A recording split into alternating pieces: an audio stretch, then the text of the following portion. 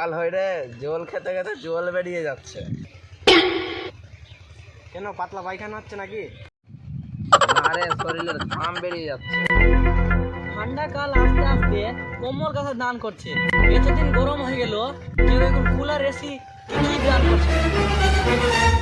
কমপক্ষে হাত পাখাতে দান করতে পারতো। আমি ভাবছি যে চাঁদ যদি আমাদের মামা হয় তো সূর্য কে হবে? দাদু হবে। এই গরমে কিনা চুলের কালার আর মুখের কালার একই হয়ে যাচ্ছে।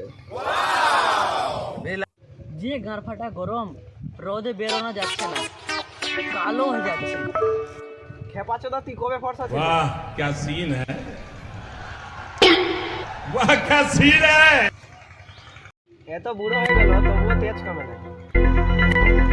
মনে হয় যে মরুভূমিতে বসে আছি, এত গরম সহ্য হয় না। চ চ বাচ্চ। তাহলে চ স্নান করবো চ। যে গাঁড় ফাটা গরম, জলদি চো, তাড়াতাড়ি চো, তাড়াতাড়ি চো।